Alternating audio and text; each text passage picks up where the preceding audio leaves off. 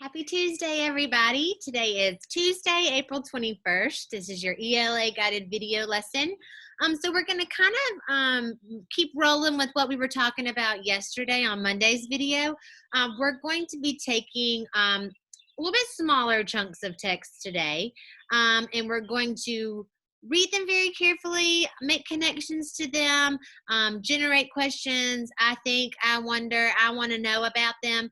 And then we're going to add in a little bit of fluency practice today where you're going to get to read out loud, and then practice one last time, like we did yesterday, which question can be answered from the text. Okay, so we're going to jump right into this. Again, this is your Tuesday, April 21st ELA guided video lesson, just to make sure you're where you need to be. All right, so this first passage here is about Rosa Parks. Now, our goal for second grade readers is to be able to fluently read a brand new text passage of about 120 words in 1 minute. Now, this passage is more than that. This is 160 words, but I have a 1-minute timer up there. So what I'm going to do is I'm going to start that timer, and I want you, yes, you, precious second grade student, you to read this Rosa Parks passage out loud. You can either use your normal speaking voice like I am, you can whisper read it to yourself, whatever is best for you. But I'm going to set the timer for 1 minute and listen to you read this passage out loud. Afterwards, I'm going to read it to you out loud, and then we're going to practice our question with it, okay? All right, on your mark, get set, go.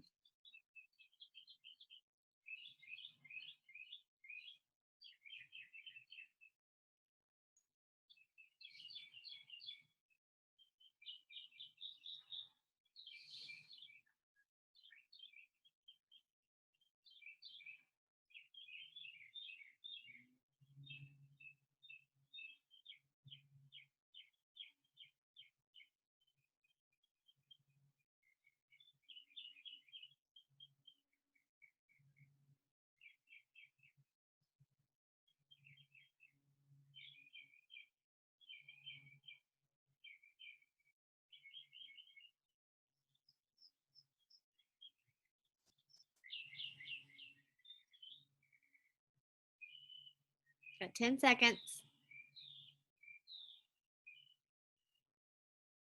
5, 3, 2, 1. Okay, if you happen to get finished with that and longer and before the minute was up, I highly suggest going back and just rereading it again so you have all that information in your brain for when we try to answer the question here in a minute.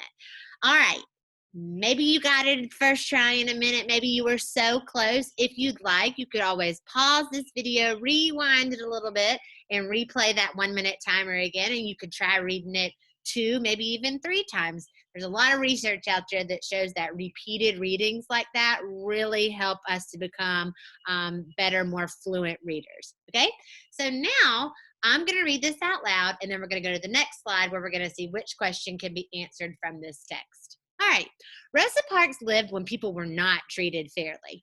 People were treated unfairly because of the color of their skin. If you had dark skin, you had to sit at the back of the bus. Rosa Parks did not think this was right. One day, a bus driver told her she had to get up and move further back. Rosa said no, she was too tired. Rosa refused to move. The bus driver called the police. Rosa was arrested and put in jail. People were mad at the bus driver and the unfair rules. They said they would not ride the bus anymore. They said they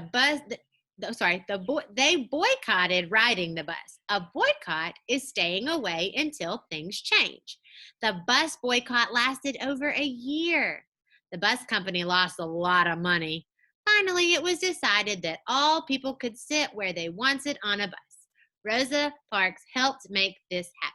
I'm kind of making a connection to the book we read yesterday where, remember how it talked about how they tap on the bell on Martin Luther King Jr.'s birthday? because he was someone who fought so hard for freedom of all people. Rosa Parks is someone I think about when I think of that too. She's someone who fought for the freedom of all people, no matter what you look like. So that's what good readers do. We're connecting what we're reading today to what we read before, and we're creating new schema, new information in our brain to be able to make more text connections. All right, so now what we're going to do is we're going to look at this. This is the same passage we just read, and we're going to see which of the following questions could we read after, could we answer after reading the passage, okay? And of course, we're going to highlight the answer or our evidence in the passage as well, okay? So let's look at what our 4 choices are, sorry, only 3 today. Our 3 choices are, which were, why did Rosa Parks get on the bus? What color was Rosa Parks' hair? And what is a boycott? Okay. Now looking at my story here, I know she got on the bus because this whole event wouldn't have happened if she hadn't have gotten on a bus, but I don't know why she got on the bus. I don't have any text evidence to show me where she was going, what she was trying to do, if she was going home from work, if she was going to work. I don't have any text evidence. Make this video go away for just a second. I don't have any text evidence to show me why Rosa Parks got on the bus. So I'm going to slash and trash that question. I cannot answer that question in this passage. All right, the next one says, what color was Rosa Parks' hair? Well, I don't know what color her hair was. It doesn't talk anything about her hair. That's totally off topic from what we're reading about. So I cannot answer that question in our text, but what about C? C says, what is a boycott? If I look down here at the bottom, it talks about that bus boycott that lasted over a year. And it says they boycotted riding the bus. Next sentence says, a boycott is staying away until things change. So I can answer what is a boycott here at the bottom of the passage. All right, this last thing here says to think of a question, come up with your own question that could be answered based on the information you read. So you could ask, why did Rosa refuse to move? Why did Rosa Parks say no? She didn't want to get up. What did people do after they were mad about this? They boycotted. What happened to the bus company because a lot of people boycotted? They lost a lot of money. So you could come up with all sorts of questions that could be answered in this text, just like that one, what is a boycott? All right, we're going to go to the next question now. Pull my video back up with you. All right, this next one is about Abraham Lincoln. Now, this one is a 158-word passage. So again, if you're not getting to the very bottom of this, no worries. We're totally cool. Remember, 120 is our end of the year second grade goal for everybody. All right, so I'm going to start my timer in just a minute, and I want you to do just like you did with the Rosa Parks passage. I want you to read clearly and fluently. I don't want you to skip words. It's not speed reading, but it's also not reading like a robot. We're just reading the way that we speak. Our voice goes up, our voice goes down. That's what good readers do. All right, 3, 2, 1, and go.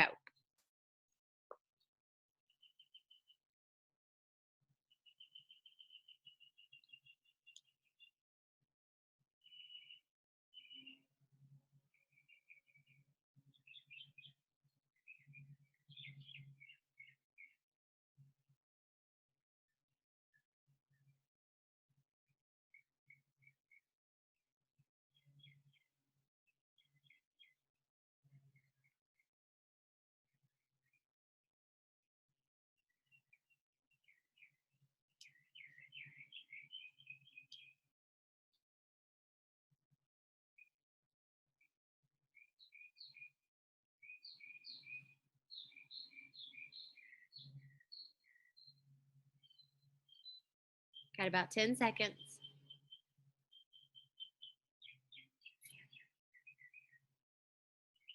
3, 2, and 1. All right, good job. All right, let's read it together now.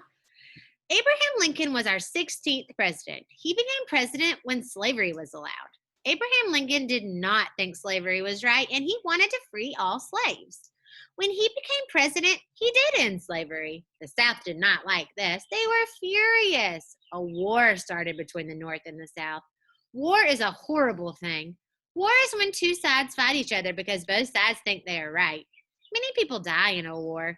Abraham Lincoln did not want a war. He also did not want slavery. Abraham Lincoln made all slaves free in 1863. Abe set the slaves free in the Emancipation Proclamation. This made the South very angry. One man was so angry that he killed Abraham Lincoln. We're all lucky Abraham Lincoln lived. He taught us to do what is right. He was very brave. We're brave when we do what is right, even when we are scared. Well, absolutely, we can make a connection between Abraham Lincoln and Rosa Parks, who we just read about. They both stood up for what they believed in, even when they were scared and did what was right. We could definitely describe both of them as brave and how thinking that freedom and being treated equally was really important. All right, let's go to our next slide here, where we are going to figure out which question could we answer after reading this passage. And don't forget, if you wanted to go back and try that 1 minute timer again, you absolutely can do that. All right, let's read A, B, and C before we go through and find our evidence. So A says, how old was Abraham Lincoln when he died? B says, what year did Abraham Lincoln make slaves free? And C says, where is Abraham Lincoln from? All right, I'm going to make my video go away for just a second so I can go back and show, highlight my answer in the passage. Okay, so A says, how old was Abraham Lincoln when he died? Well, it does mention that he was killed at the very end of this paragraph, but I don't have any evidence telling me how old he was when this happened, so I cannot answer that question in this text. Slash it and trash it. B says, what year did Abraham Lincoln make slaves free? Well, I know this middle section here talked about the Emancipation Proclamation and what he did as a president to end slavery. And I can look right down there towards the end, and it says, Abraham Lincoln made all slaves free in 1863. So I have evidence here. I have my answer, so I'm going to keep B. But let's check C real quick. Where is Abraham Lincoln from?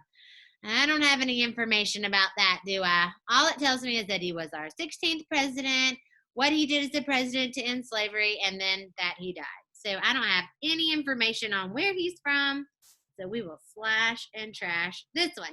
Okay, I want you to pause this video for just a second, and I want you to see if you can come up with a question that could be answered from this passage. Okay, one that I came up with was, which president was Abraham Lincoln? And I see the answer here. He was the 16th president.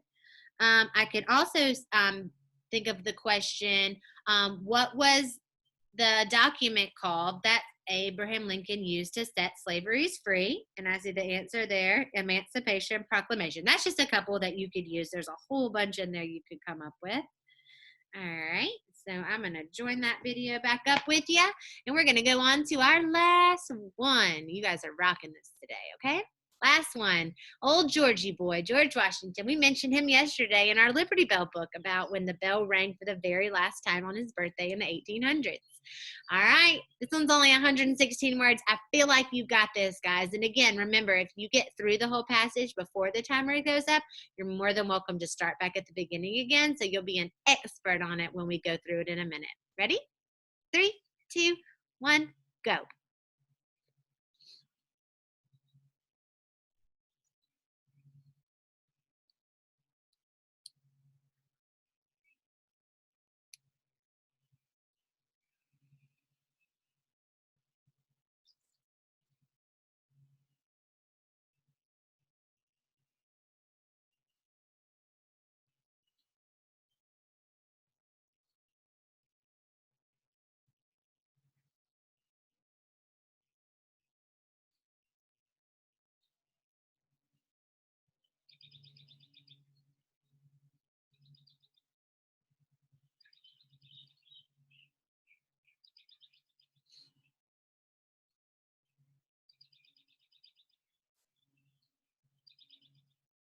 All right, about 10 more seconds. 5, 3, 2, and 1. All right, good job, guys. Let's read this together now. Ready? George Washington was a very important man. He was a leader in our war to be free. This was called the Revolutionary War. That makes me think of one of my favorite Magic Treehouse books, Revolutionary War on Wednesday. Then he helped write our laws. These laws are called the Constitution. He was elected to be our first president. He even helped choose our flag. He became known as the father of our country. He helped our country to grow and to be strong. And while he was president, he built the White House. He would ride his horse to the top of a hill and watch it being built. He never lived in the White House, though. Our nation's capital is named after George Washington. The city is called Washington, D.C. All right, let's go to this next one and let's see. Let's practice one together. Which question could I answer after reading this text? Okay, so A says, what important building was built during George Washington's presidency? B says, what was George Washington's favorite color? And C says, why did George Washington want to be president? All right, I'm gonna cut this video real quick so I can go into draw mode. All right, so what important building was built during George Washington's presidency? I remember towards the end of this, it talked about while he was president, he built the White House. He built the White House. That's definitely an important building. It's where our president lives today. So I am going to put a question mark next to A because I think I found the answer to that, but let's check B and C just to be sure. B says, what was George Washington's favorite color? Yeah, that's kind of a silly question. I don't think it mentions anything about his favorite color in here, so we're gonna slash it and trash it. And then finally, why did George Washington want to be president? Well, I can infer based on information I know about George Washington and what I've read that he wanted to help our country to be free. He wanted to be a leader and do what was right for America. However, I cannot find that answer in this passage, so that's not going to be my best choice to choose for today. I found the answer to A, which building was built during George Washington's presidency, and the answer is the White House. All right, see if you can come up with a question that could be answered after reading this too. The one that I thought of, if you want to pause this video, you can, and then come back. One that I thought of was, what is the city of our nation's capital? I can find the answer. The city is called Washington, D.C. I could find, what is the document called that he helped to write with our laws? That would be the Constitution. Which war was George Washington a leader in? The Revolutionary War. There's all sorts of different questions you could come up with after reading this passage.